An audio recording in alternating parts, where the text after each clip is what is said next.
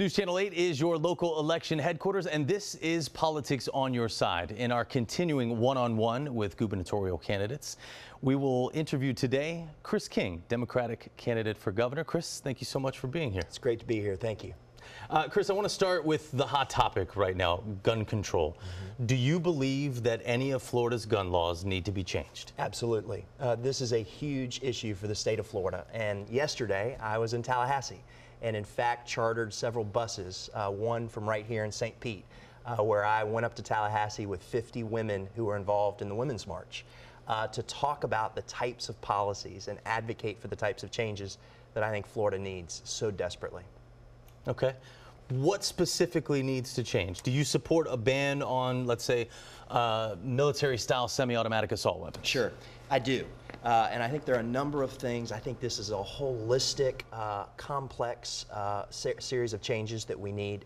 One of the things I've talked about is, first, we need a governor who is willing to stand up to bad gun laws and stand up to the NRA. For about 20 years in Tallahassee, we have had a culture that has been putting out bad gun laws year after year. So right now, there have been two bills in Tallahassee giving guns to teachers that's been considered and now postponed, making it easier to get concealed weapons permits without background checks. I think those are wrong. I would be a governor that would not support that. I also do support the type of ban that's being discussed right now nationally and across the state that would make it much more difficult or prohibit access to these military-style weapons that were involved in the shooting, like in Parkland. And finally, you know, I think mental illness is a big part of this discussion as well. Florida ranks 50th in the nation in caring for the needs of the mentally ill. This has not been something we've addressed.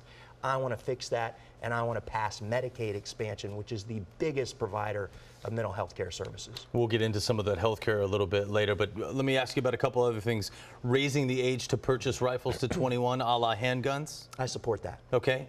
Minimum waiting period increases or instituting them on rifles? I support that. You know, I support sensible. Look, this is not a time or a moment where we're trying to take weapons away from law-abiding citizens. I'm not in support of that. Nobody is. This is about sensible, thoughtful gun safety that's going to make us a more safe state and the type of place where children can go to school and feel safe and parents can know that they're safe. And the situation in Parkland, look, I was on a bus yesterday for 4.5 hours with 50 women of all ages, of all backgrounds, who are passionate about seeing changes in the state of Florida. Some that I talked to were from the law enforcement community. And they too believe that this is a moment where we can do something really big to change the direction of Florida. Your father worked on the Fair Districts campaign to combat gerrymandering. Is gerrymandering what is causing hyperpartisanship in our political landscape right now? It's certainly a huge part of it. So my father, David King, was hired by the League of Women Voters to represent something called Fair Districts, which was the state's effort to fight gerrymandering. It was really a David and Goliath case. No one said it was possible to win.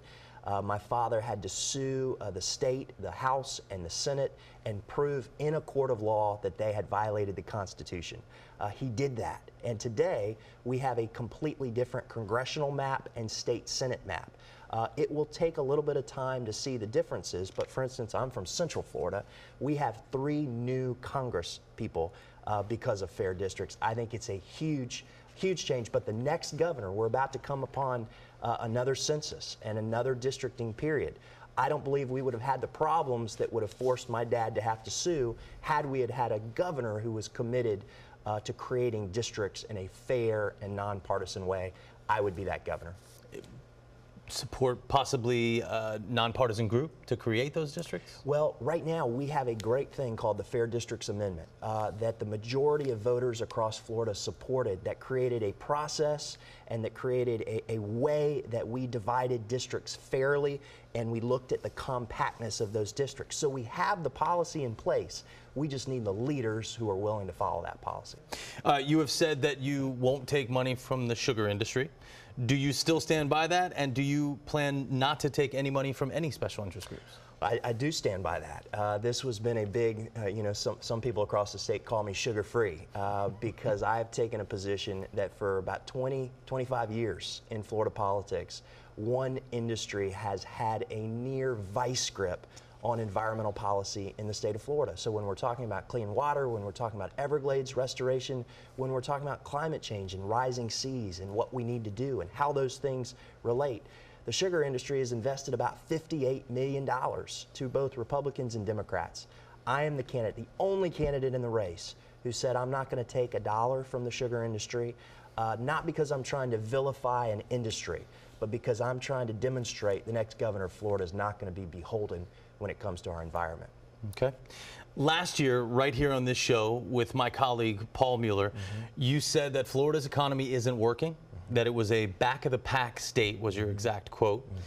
Right now, Florida's GDP is ranked 4th in the nation. The latest unemployment numbers show we're at 3.7%. That's below the national average of 4.1%, and also puts it about 20th in the U.S. What's wrong with Florida's economy? Well, the one big change, or the one nuance that's left out of those stats is per capita GDP in terms of the people who are living here. So those facts have not changed. And in fact, I have been fact-checked across the state, and folks can go to the internet to see Governor Scott's opinion of our economy versus Chris King's. You know, of the 10 most populated states in the nation, we're still last in wages, incomes, and per capita GDP. We're 41st in the nation in per capita GDP when you look at all the people that live in Florida. But most people know this. You know, 1 out of 2 jobs in the state of Florida pay less than $15 an hour. So this is a Democrat who believes the only way we're going to win, the only way we can get Democrats and independents and some Republicans excited about electing a Democrat in 2018 is if they feel they've got a leader that understands how to grow an economy that lifts wages and creates a more affordable Florida. This is the Democrat that's talking about the ideas that would do that. It's been 20 years since Florida had Democratic governor. What makes you think the state is ready to go blue? Oh, I think the stars are aligned like they've never been before. If we can't win in this environment, it's going to be hard in any other environment. I have now probably spoken about 100 times. I've been to probably 35 counties across Florida. I'm trying to build a relationship, real relationships with voters from south to north to central to Tampa Bay. And folks want a change. They want an authentic leader. Democrats want someone who's electable, who will be transformative. I believe someone who's progressive. You know, they've called me a progressive entrepreneur because they've said, you know, I've been willing to run in a progressive lane and standing up for the values of the Democratic Party. I'm a lifelong Democrat. But they've also said he's an entrepreneur. He's a guy who's grown businesses, created jobs, and demonstrated you can do well by doing good. That's my story. How do you fight against political bloodline like Gwen Graham, who's been in the state forever? Father was a governor. I think it's vision, vision, vision. You know, what I say is how long do we have to pay the debts of the past as opposed to look at the future?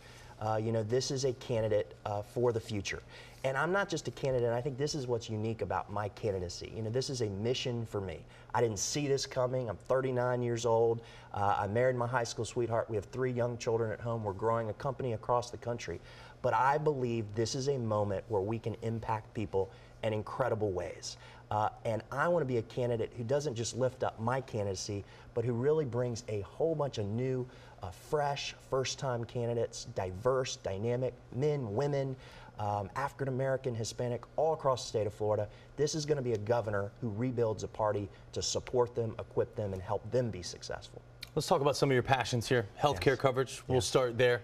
The president's new tax plan eliminates the individual mandate.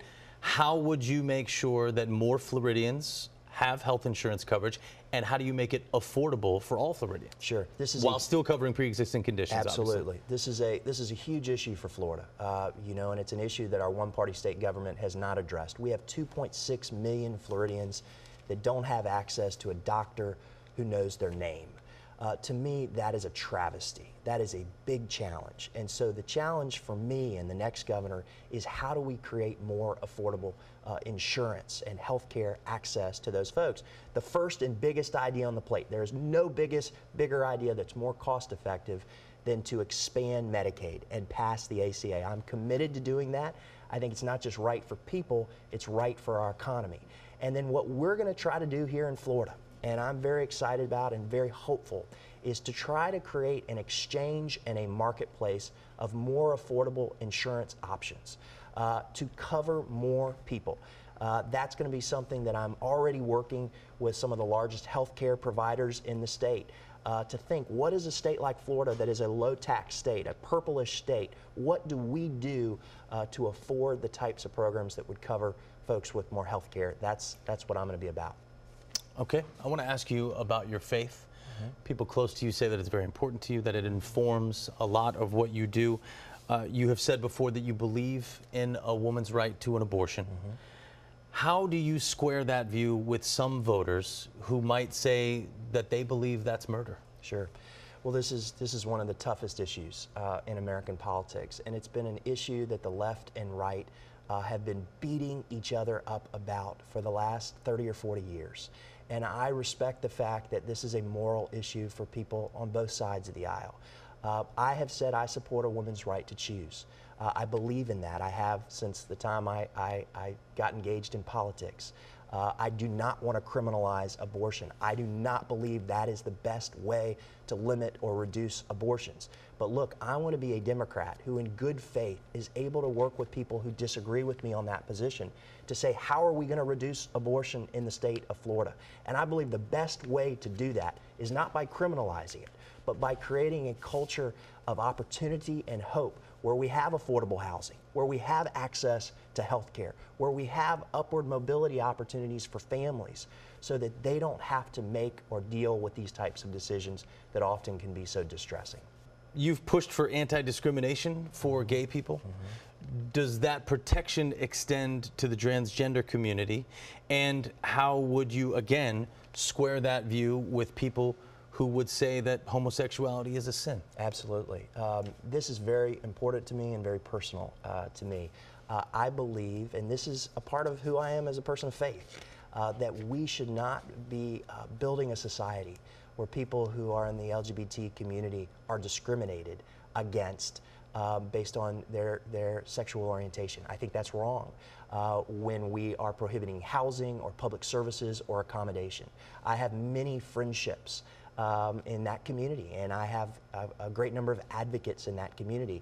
And I believe that I can square that perfectly with my faith, that we need to build a Florida, because this isn't just right. This isn't just a human right. This isn't just right morally to pass what I call the Florida Competitive Workforce Act, which would end discrimination against the LGBT community in this state. But this is also good for our economy, to create, build, and attract the types of companies that are only going to come to a state when they know that state cares for and protects and will stand against the bullying of all people. That's the type of governor that I would be. You've been praised, again, we'll talk about some of your passions for community outreach, improving the living conditions of people in underdeveloped nations like Haiti and parts of Africa.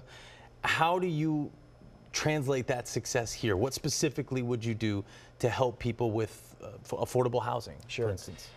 Well, I've done work around the world, and I've also done work all around our state in housing, in college access and opportunity for low-income students, free and charitable clinics for healthcare access.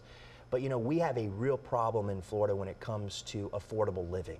Whether you're a teacher or a law enforcement officer, in some communities like here in Tampa Bay, you're forced to pay 50 or 60% of your income to your rent or to your mortgage. That is wrong. It puts tremendous burdens on a family. I have been committed to affordable housing for most of my vocational life, building organizations and companies that have been fighting for affordable housing.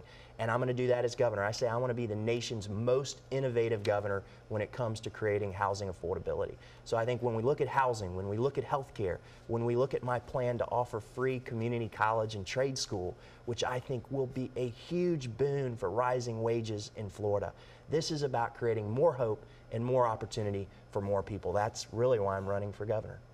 Last question for you is about the right for convicted felons who have served their sentences to vote. Do you believe that they should have that right? I do. In Florida today, we have a system in terms of mass incarceration and criminal justice that is deeply, deeply unfair to communities of color.